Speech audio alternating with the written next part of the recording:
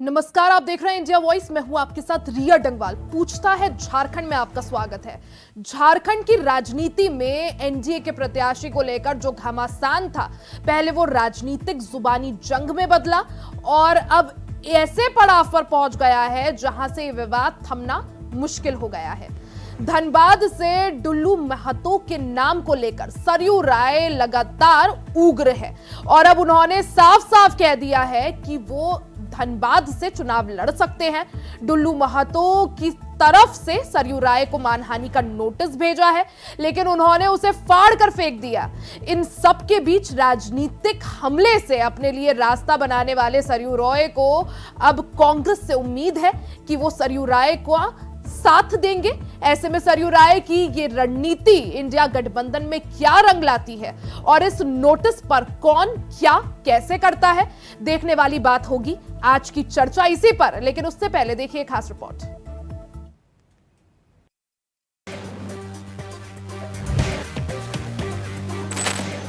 झारखंड में बीजेपी ने डुल्लू महतो को टिकट क्या दिया? एक बार फिर से बीजेपी और सरयू राय आमने सामने हो गए, जिससे झारखंड में राजनीतिक बवाल छिड़ा हुआ है। और तो और ये बवाल लगातार बढ़ता जा रहा है। ये लड़ाई कोई नई नहीं है, लेकिन आगे जरूर बढ़ती जा रही है। पहले डुल्लू महतो पर सरयू राय की तरफ से मुकदमों का आरोप लगाया गया, फिर महतो की तरफ से सरयू राय को कानूनी नोटिस दिया गया। अब लड़ाई अगले पड़ाव पर पहुंच गई है, जहां जिस बात की आशंका थी वो सच साबित होती नजर आ रही है। सरयू राय ने सीधे तौर पर न सही, लेकिन धनबाद से डुल्लू महतो को चैलेंज करने का प्लान बना लिया है और उनके खिलाफ चुनाव में उतर सकते हैं। और इसके लिए उन्होंने कांग्रेस का भी साथ मांग लिया है। कांग्रेस, देखिए, कांग्रेस के बारे में जिस तरह का उम्मीदवार भारतीय जनता पार्टी ने दिया, उससे सभी को आश्चर्य हुआ। मुझे लगा कि ऐसा उम्मीदवार के खिलाफ में एक संयुक्त विपक्ष उम्मीदवार थे। मैंने उनसे कहा कि अगर आपके पास कोई सक्षम उम्मीदवार है जो इस चुनाव में भाजपा को हरा सकता है, तो आप बताइए, हम लोग भी उसका समर्थन कर देंगे। और यदि नहीं है और आपके यहाँ कोई ऐसा नहीं है जो बिल्ली के गले में घंटी बांधने का साहस रखता है, तो मैं सामने आता हूँ, आप मेरा समर्थन कर दीजिए। अब इसको उनसे समर्थन मांगना कहिए या उनको सलाह देना कहिए, मैंने यही बातें उनसे कही हैं। और आज भी मुझे लगता है कि अगर ये नौबत आई कि मुझे चुनाव में उतरना पड़ा और कांग्रेस भी अपना उम्मीदवार देगी, तो मैं कम वोट से जीतूंगा। कांग्रेस उम्मीदवार नहीं देगी तो मैं अधिक वोट से जीतूंगा। मेरा जगह जगह घूमने से मेरा आग्रह नहीं है। तो क्या निर्दलीय उतरिएगा, अनिर्दलीय उतरिएगा? हम लोगों की पार्टी अपनी है, भारतीय जनता पार्टी है, उसके बैनर तले तो हम उसके बैनर तले उतरेंगे।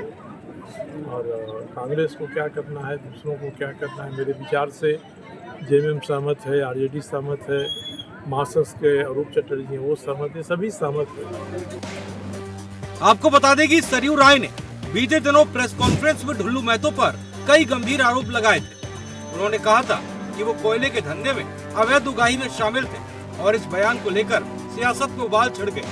अब वार भी हो रहा है और पलटवार भी। ऐसे में धनबाद सीट से डुल्लू महतो बनाम सरयू राय की लड़ाई उस पड़ाव पर है जहां से किसी का भी पीछे लौटना आसान नहीं है। Bureau report, India voice.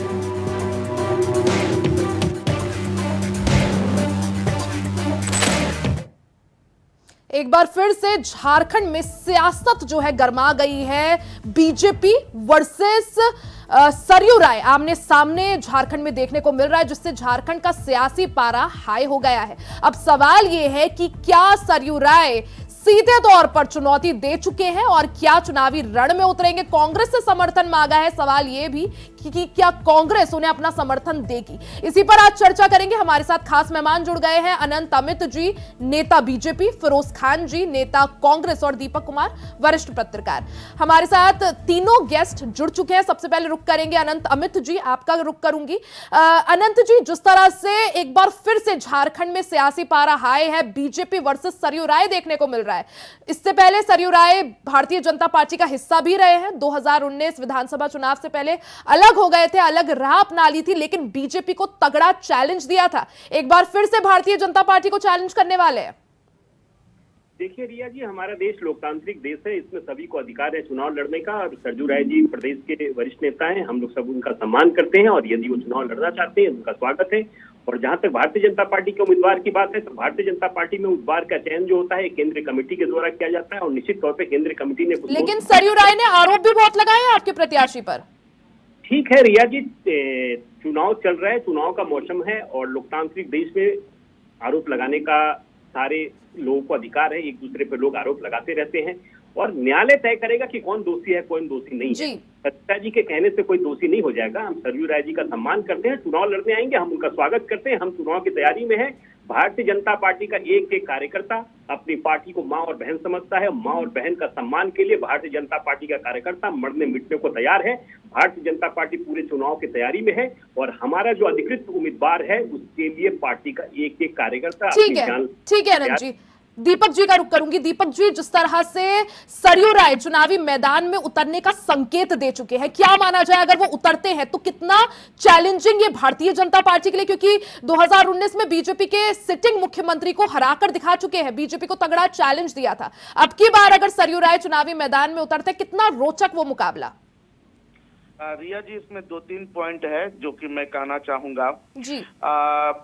जिस समय वो जो बीजेपी के मुख्यमंत्री कैंडिडेट रघुवर दास के अगेंस्ट में वो खड़े हुए थे, वह विधानसभा का चुनाव था और यह लोकसभा का चुनाव है। और लोकसभा का चुनाव का मतलब है यहाँ पे जनता यह देखती है, वोटर यह देखती है कि हम एमपी को नहीं चुन रहे हैं बल्कि इनको चुन करके हम मोदी को सपोर्ट कर रहे हैं जी। तो ये एक बहुत बड़ा पॉइंट है।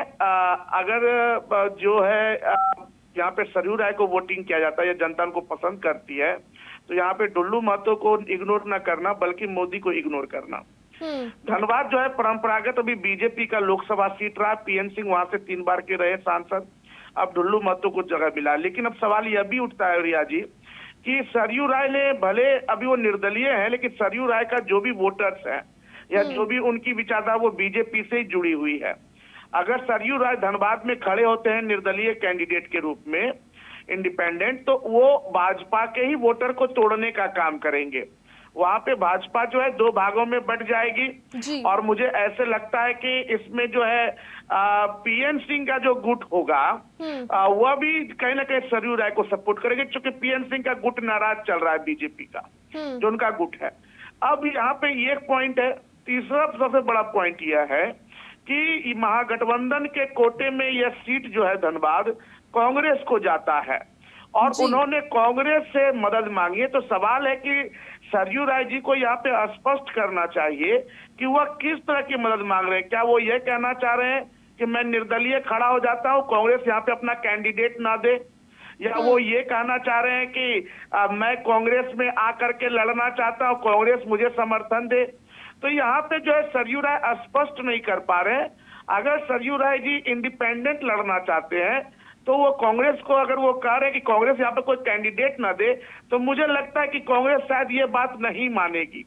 कांग्रेस को कैंडिडेट तो देना होगा जी, वो ऐसे में कैसे मदद करेगी जी। ठीक है दीपक जी, हमारे साथ फिरोज खान जी जुड़े हुए हैं कांग्रेस से, उनसे बातचीत कर लेते हैं एक बार, फिर आपका रुख करूंगी। फिरोज जी, सवाल आपसे, क्योंकि सरयू राय साफ तौर पर कह चुके हैं कि भारतीय जनता पार्टी को चैलेंज करना चाहूंगा, संकेत दे चुके हैं कि लोकसभा चुनाव के रण में उतर सकते हैं, लेकिन कांग्रेस से समर्थन मांगा है। कांग्रेस का क्या स्टैंड है, क्या समर्थन दिया जाएगा? सबसे पहले रिया जी सभी को प्रणाम सलाम सत श्री अकाल झारखंडी जोहार। मैं ये कहना चाहता हूँ कि भारतीय जनता पार्टी के प्रत्याशी डुल्लू महतो है जो धनबाद से है। वो जो झारखंड विकास मोर्चा में जब बाबूलाल मांडी जी ने पार्टी बनाई थी उस वक्त वो पार्टी में जुड़े बाबूलाल मांडी के गुट के हैं वो, ठीक है। बाबूलाल मांडी ने उनको डुल्लू महतो को टिकट दिलाया, किसी दिलाया, क्यों दिलाया। और डुल्लू महतो के ऊपर कम से कम 40 से 50 मुकदमे, कैसे कैसे मुकदमे सभी लोग जानते हैं। तो भारतीय जनता पार्टी में आप देखती होंगी कि भारतीय जनता पार्टी अगर किसी बलात्कारी को, किसी गुंडा को, किसी मवाली को, किसी भ्रष्टाचारी को टिकट देगा वो पूरा ईमानदार, वफादार, साफ सुथरा होता है, तो बीजेपी का प्रत्याशी। ये अगर अभी हम लोग डुल्लू महतो के सदस्य किसी को टिकट दिए होते कांग्रेस में, तो आज भारतीय जनता पार्टी के लोग गला फाड़ फाड़ के चिल्लाते कि कांग्रेस का देखिए मानसिकता देख लीजिए, कांग्रेस गुंडा को टिकट दिया है, कांग्रेस भ्रष्टाचार फिरोज जी, आपकी आवाज जो है वो क्लियर नहीं है, एक बार फोन अपने पास रख दीजिए। मैं बोल रहा हूँ आपको कि देखिए, गीता कोड़ा जी जब चुनाव लड़ी 2019 में लोकसभा का, तो उसमें मोदी जी, अमित शाह जी आके बोले चाय भाषा में कि ये जो भ्रष्टाचारी लोग को टिकट दे दिए, भ्रष्टाचारी है, मधु कोड़ा 30,000 करोड़ खा गया है और गरीब जनता का पैसा खा गया है। लेकिन आज अगर गीता कोड़ा फिरोज जी, सरयू राय को कांग्रेस समर्थन देगी या नहीं? क्योंकि आपके साथ जो गठबंधन में जेएमएम है वो साफ कर चुकी है कि हमारा सपोर्ट पूरा है, अगर कांग्रेस हमारी बड़ा भाई है तो कांग्रेस स्टैंड क्लियर करे। कांग्रेस अगर समर्थन देगी तो हम भी देंगे। कांग्रेस को देगी समर्थन भाई, कांग्रेस पार्टी के प्रत्याशी है, वो तो आरएसएस और बीजेपी के प्रत्याशी है। यानी आप कह रहे हैं कांग्रेस का समर्थन नहीं है सरयू राय को? इसकी कीमत तो नहीं है हमारे, क्योंकि सरयू राय का बयान सामने आया था, फिरोज जी, सरयू राय का बयान सामने आया था, अगर इंडिया गठबंधन के पास जो है कोई काबिल कैंडिडेट नहीं है जो बीजेपी के कैंडिडेट ढुल्लू महतो को हरा सके, तो फिर मैं चुनावी रण में उतरना चाहूंगा और मैं कांग्रेस का समर्थन चाहता हूं। कि हमारे प्रत्याशी इतना दमदार प्रत्याशी, इतना मजबूत प्रत्याशी है, भी नहीं है, मरन आएगा जब प्रत्याशी तब समझ में आएगा। और ऐसा बात नहीं है। और सरयू राय जी ने हमेशा कांग्रेस को गाली बचा है, हमेशा कांग्रेस के खिलाफ बयान दिया, समर्थन मांग रहे हैं, काम कर रहे हैं, वो किस लिए समर्थन मांग रहे हैं? आप हमेशा सरकार गिराने, यानी कांग्रेस का समर्थन नहीं है, ये माने?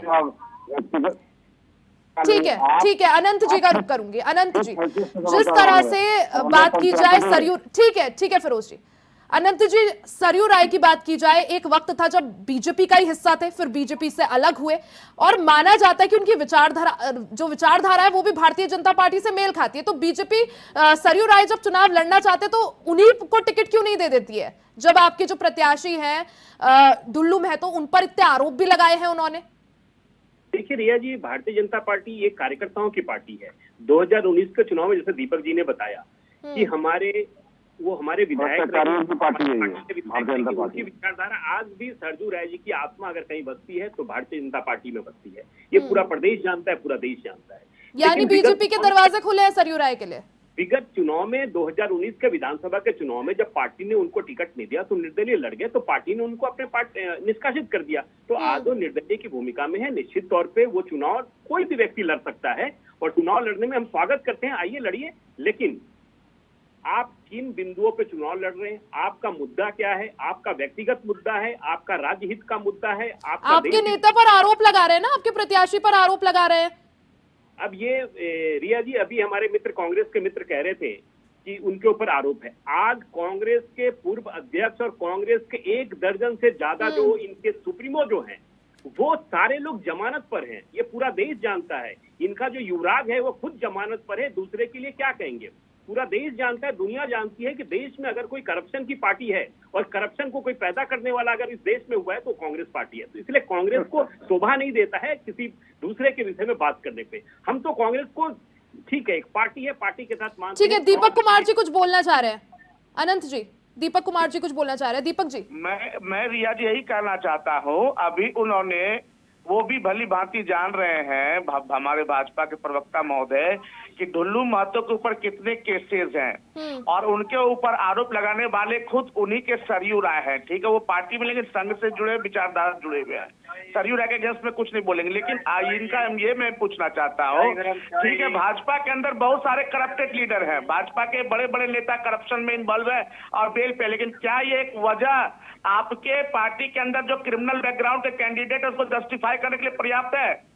तब आपके प्रधानमंत्री, हमारे प्रधानमंत्री बड़े बड़े नेता फिर किस तरह राष्ट्रीय मंच पे कहते हैं कि हम भ्रष्टाचार को खत्म करेंगे, हम न खाएंगे न खाने देंगे।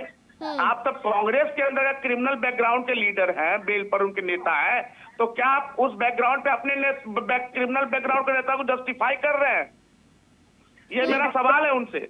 अनंत जी जवाब दीजिए, कांग्रेस के नेता भ्रष्ट हैं तो क्या आपको उससे सर्टिफिकेट मिल जाता है कि ठीक है हमारे नेता भी आरोपी है, उन पर आरोप है, केस चल रहा है? देखिए रिया जी, दीपक जी के प्रश्नों का मैं जवाब देता हूं। दीपक जी, आज जो भी और खासकर तब जब प्रधानमंत्री नरेंद्र मोदी पीएम कैंडिडेट है, जगह जगह जब भी वो रैली कर रहे हैं वो यही बोल रहे हैं, ना खाऊंगा ना खाने दूंगा, भ्रष्टाचार के खिलाफ बढ़ चढ़ कर बोल रहे हैं। और यहाँ पर आपके जो कैंडिडेट है धनबाद सीट से ढुल्लू महतो, उनके ऊपर इतने सारे आरोप है, तो ये क्या जस्टिफिकेशन दे देता है, कि आपको सर्टिफिकेट दे देता है कि कोई नहीं, अभी केस चल रहा है, अदालत डिसाइड करेगा? देखिए रिया जी, माननीय यशस्वी प्रधानमंत्री जी देश के विकास के लिए जो उन्होंने संकल्प लिया है, वो संकल्प पूरे देश के लिए एक इतिहास बन गया है और पूरा देश जानता है कि विकसित कैसे करना है। जहां तक करप्शन की बात है, शुरू से विगत 10 वर्षों में माननीय प्रधानमंत्री जी ने ये कहा है कि भ्रष्टाचार पे हम जीरो टॉलरेंस की नीति के तहत चलते हैं, चाहे वो किसी भी दल का नेता हो, चाहे हमारे ही दल का नेता क्यों नहीं हो, हम उसके खिलाफ सख्त से सख्त कार्रवाई करेंगे और कार्रवाइयां हो रही हैं। आपने देखा होगा कि विगत अभी रिया जी चुनाव के पहले फेज होने में भी 4 दिन है, लेकिन देश के इतिहास में पहली बार ऐसा हुआ है कि चुनाव आयोग के द्वारा पूरे देश में 4,500 करोड़ से ज्यादा रुपए की उगाही को पकड़ा गया है पूरे देश में। यानी कि चुनाव आयोग जिस तरीके से काम कर रहा है और जिस तरीके से कांग्रेस और विरोधी दल जो भाजपा के ऊपर आरोप लगाता है, तो इनको ये समझना चाहिए कि ये पैसे कहां से आ रहे हैं, ये किसके पैसे हैं। ये भारतीय जनता पार्टी के कार्यकर्ताओं के भी पैसे हो सकते हैं, नेताओं के भी पैसे हो सकते हैं, लेकिन चुनाव आयोग जिस तरीके से काम कर रहा है, तो ये जो आरोप लगाते रहे भारतीय एक ऐसा नेता जिसका बैकग्राउंड ठीक नहीं है, ऐसे नेता को टिकट देना? देखिए रिया जी, ये पार्टी के केंद्रीय नेतृत्व तय करता है और किस नेता के ऊपर क्या आरोप है ये कोर्ट तय करता है। यानी शीर्ष नेतृत्व इस बात की जो है बात करते रहते हैं कि भ्रष्टाचार फ्री हो, भारत जीरो टॉलरेंस की नीति है, भ्रष्टाचारियों के खिलाफ हम लोग बढ़ चढ़कर कार्रवाई कर रहे हैं, लेकिन जो नीचे के जो नेता है, जो ग्राउंड लेवल के जो नेता है, जो आप लोगों के सांसद प्रत्याशी हैं, वो चाहे उन पर कितने भी आरोप हो, इससे मतलब नहीं है। बिल्कुल नहीं, चाहे वो किसी भी दल का नेता हो, चाहे हमारे ही दल का नेता क्यों नहीं हो, अगर वो भ्रष्टाचार में लिप्त है तो निश्चित तौर पर कानून उसके खिलाफ कार्रवाई कर रही है, सरकार उसके खिलाफ कार्रवाई कर रही है, ये पूरा देश जान रहा है। और जहां तक ये लोग बार बार कहते हैं ईडी, सीबीआई और अजीत पवार, छगन भुजबल, ये तो अब आपको सोचना होगा क्या कार्रवाई हो रहा है, जरा बता दीजिए। 4,500 करोड़ खाली न्यूज चलाना जानते हैं आप लोग, बीजेपी वाले झूठ बोलना जानते हैं, बीजेपी झूठ बोलने में पीसीडी हासिल की गई है, इस तरीके से नरेंद्र मोदी के बीजेपी झूठ बोलने में डॉक्टर हासिल की गई है। आप लोग सिर्फ देश को गुमराह कर रहे हैं, नौजवानों को गुमराह कर रहे हैं कि आज 2 करोड़ रोजगार कहाँ गया, 15 लाख रुपया कहाँ गया, जरा बताइएगा। आप लोगों के पास कोई जवाब नहीं है, आप लोग सिर्फ गोल गोल बातें करते हैं, गोल गोल बात करके लोगों को गुमराह करने का काम करते हैं। आज देश को कहाँ लेके जा रहे हैं आप लोग? आज विकास के नाम पर कोई बात कर रहा है, आज नौजवान के नाम पर कोई बात कर रहा है, किसान के नाम पर बात कर रहे हैं मोदी जी बात कर रहे हैं कि हमने राम मंदिर बना दिया। मोदी जी बात कर रहे हैं सब भ्रष्टाचारी जितने थे दूसरे पार्टी में उसको हमने ले लिया, साफ सुथरा बना दिया। आज हमारे राज्य का मुख्यमंत्री हेमंत सोरेन को जेल में भेज दिया, आज दिल्ली के मुख्यमंत्री अरविंद केजरीवाल को जेल में भेज दिया। आपको सबको नहीं, जो बीजेपी में जाएगा वो बच जाएगा, जो बीजेपी में नहीं जाएगा वो जेल जाएगा। यही इनका मानसिकता है। यशस्वी प्रधानमंत्री जी, अमित शाह जी और डॉक्टर नड्डा जी और राजनाथ सिंह जी का यही मनसा है कि भाई जो भी भ्रष्टाचार है आप हमारे पार्टी में आके कीजिए, पूरा भारत को लूट लीजिए, लेकिन बीजेपी में विरोधी आपकी आवाज साफ नहीं आ रही। अनंत जी वो यही पूछ रहे हैं, छगन भुजबल, बीजेपी की सत्ता, अजित पवार, हेमंत बिस्व शर्मा, कोई भी अन्य नेता जब बीजेपी की वॉशिंग मशीन में आता है तो उसके दाग धुल जाते हैं, ये पूछ रहे हैं। बहुत अच्छा अजित पवार, छगन भुजबल, हेमंत बिस्वा, विरोधी घोटाला बंगाल का, उसका क्या हुआ? सबको पार्टी में शामिल करा लिए हैं, उसके बाद अब आराम सरकार महाराष्ट्र सरकार गिरा दिया, मध्य प्रदेश गिरा दिया, बंगाल में इनका दाल नहीं चल रहा है, कर्नाटक में दाल नहीं चल रहा है। आपको बताना चाहता हूँ मैं, न्याय करेगी ये लोग सिर्फ देश को गुमराह कर रहे हैं। आज रोजगार के बारे क्यों नहीं बात करते हैं? रोजगार के बारे में बात करते हैं, किसान के बारे में बात नहीं करते हैं, मजदूर के बारे में बात नहीं करते, आम आदमी की बात नहीं करते। खाली बात करेंगे मंदिर, मस्जिद, गिरजा, गुरुद्वारा, जहरा स्थान, शमशान, कब्रस्तान, बस इसका बात करेंगे जिसका वोट पोलराइज हो और बीजेपी को फायदा हो। लेकिन भारत की जनता 140 करोड़ जनता सब देख रही है और इनको मुंह तोड़ जवाब देगी चुनाव के माध्यम से, बैलेट पेपर के माध्यम से। अब देखिए आज भारतीय जनता पार्टी के लोग उखलाए गए, आप पहले आज तक जितने शीर्ष नेतृत्व थे आज बुखलाए, नीतीश कुमार जी को दौड़ा के धमका कर पार्टी में ले लिया, लेकिन हेमंत सोरेन जी नहीं डरे, उनको जेल भेज दिया। हम उम्मीदवारों के खिलाफ लड़ने के लिए नहीं डरे, उनको जेल भेज दिया। हम तो 1 महीना पहले घोषणा कर दिए हैं। आज तो हम लोग राहुल गांधी की सिपाही, हम डरने वाले नहीं है। आप एक दूसरे से बात साथ है, जनता के साथ खड़े, जनता के साथ लड़ेंगे, आइए हम तो जनता लड़ने की के तैयार हैं। उनको मैं बताना चाहता हूँ, लड़ने वाली बोलने से काम नहीं चलेगा तैयार है। और आपके आनंद जी बोलने से काम नहीं चलेगा, आप सिर्फ बोलने पर विश्वास करता है। आपने बताया ना, आपने क्यों आप लोगों ने क्यों लिया छगन भुजबल को, अजित पवार को, शुभेंदु अधिकारी को, हेमंत बिश्वा शर्मा को मुख्यमंत्री बना दिया। ये भ्रष्टाचार में उसको आरोप लगा हुआ है, उसका केस चल रहा है, उसको मुख्यमंत्री बना दिया अपने आसाम का। इसलिए बना दिया कि कांग्रेस में थे तो भ्रष्टाचारी थे, आपकी पार्टी में आ गए तो भ्रष्टाचारी नहीं है। 2019 में हम लोगों ने गीता कोड़ा को टिकट दिया तो आप लोग चिल्ला के कह रहे थे मोदी जी, अमित शाह जी कि भ्रष्टाचारी को कांग्रेस ने टिकट दिया। आज गीता कोड़ा उनका पार्टी में आ गई है तो भ्रष्टाचारी नहीं है, ईमानदार वफादार खुददार है। ऐसा नहीं चलेगा। एक देश में एक कानून दो कानून नहीं चलेगा, एक आंख में काजल का अप्रूवल नहीं चलेगा। मैं बताना चाहता हूँ आपके द्वारा जो करप्शन किया बोलने से नहीं चलेगा, बोलने से नहीं चलेगा। आप लोग बोलने का आप लोग मुंह नहीं है, आप लोग बोलने का अधिकारी नहीं है, आप लोग बोलने का अधिकार नहीं है, बोल नहीं सकते। पूरे देश में किए कहना चाहता हूँ करप्शन की पोल खुल रही है और आपके नेताओं का जिस तरीके से आपको छोड़कर जाना हो रहा है, आपका युवराज जिस हमको छोड़ जाने हो रहा, आप तो डरा रहे हैं ईडी आ जाएगा, सीबी आ जाएगा। सोने में फिल्म बना गब्बर सिंह मतलब बच्चा सो जाने तो बच्चा सो जाने गब्बर सिंह आ जाएगा। उसी तरह से आप लोग हमारे एमपी एमएलए को डरा रहे हैं, तुम लोग हम लोगों के पास ईडी और सीबीआई आ जाएगा क्या? इसीलिए आप लोकसभा चुनाव तक लड़ने के सक्षम नहीं है और आपका एक युवराज केरल चला जाता है क्योंकि उसको कौन चला गया विदेश? मोदी जी विदेश घूम रहे, हमारे राहुल गांधी जी घूम रहे हैं क्या? 4,500 करोड़ का हवाई जहाज में घूम रहे हैं, 10 लाख का सूट पहन रहे हैं, आपको पता है? देश जान रहा है 10 लाख रुपए का सूट कौन पहना है? हमारा राहुल गांधी पहने हैं। वो तो बेचारा एक टी-शर्ट 100 रुपए का टी-शर्ट में घूम रहा है। और भारत जो यात्रा चालू कर, भारत जो न्याय यात्रा खत्म कर दी, 200 रुपए का जींस पैंट, 100 रुपए का टी-शर्ट, 500 रुपए का ठीक है फिरोज जी, ठीक है आनंद जी। दीपक कुमार जी आपके पास आऊंगी। दीपक जी, जिस तरह से अगर बात की जाए, सरयू राय कांग्रेस से समर्थन मांग रहे हैं, कहना चाह रहे हैं, उन्होंने संकेत दे दिया कि चुनाव लड़ने के इच्छुक है, लेकिन यहां पर हमारे साथ कांग्रेस के नेता जुड़े हुए हैं, बोल रहे हैं कि नहीं, कांग्रेस समर्थन नहीं देगी। तो किस तरह से धनबाद की लड़ाई को देखा जाए? देखिए, अगर कांग्रेस समर्थन नहीं देगी तो सरयू राय जी अगर निर्दलीय खड़े होते तो उनके खड़े होने का कोई मतलब नहीं हो जाता। और ऐसे में कांग्रेस को ही फायदा होगा। अगर सरयू राय निर्दलीय खड़े होते हैं तो भाजपा कैडर का वोट बटेगा और ऐसे में महागठबंधन धनबाद से निकल जाएगी। और अगर सरयू राय को वाकई में मतलब कि कांग्रेस का समर्थन चाहिए तो मुझे लगता है उनको कहीं ना कहीं कांग्रेस पार्टी की सदस्यता लेने पर ही विचार करना होगा, तभी कांग्रेस आगे बढ़ के समर्थन देगी। और चूंकि वह कांग्रेस कोटा का सीट है तो झारखंड मुक्ति मोर्चा के अकेले समर्थन से तो वह सरयू राय वहां निकल नहीं पाएंगे, वहां पे कांग्रेस पे त्रिकोणात्मक संघर्ष होगा। तो ऐसे में जो है वहां पे क्या नतीजे आएंगे वो ज्यादातर कांग्रेस के पक्ष में नजर आएंगे। अगर कांग्रेस कैंडिडेट देती है तो महागठबंधन के धर्म के अनुसार वहां पे जेएमएम को कांग्रेस के कैंडिडेट का समर्थन करना होगा, ना कि सरयू राय का। यहाँ पे सरयू जी को क्लियर करना होगा कि वो किस रूप में कांग्रेस का समर्थन मांग रहे हैं।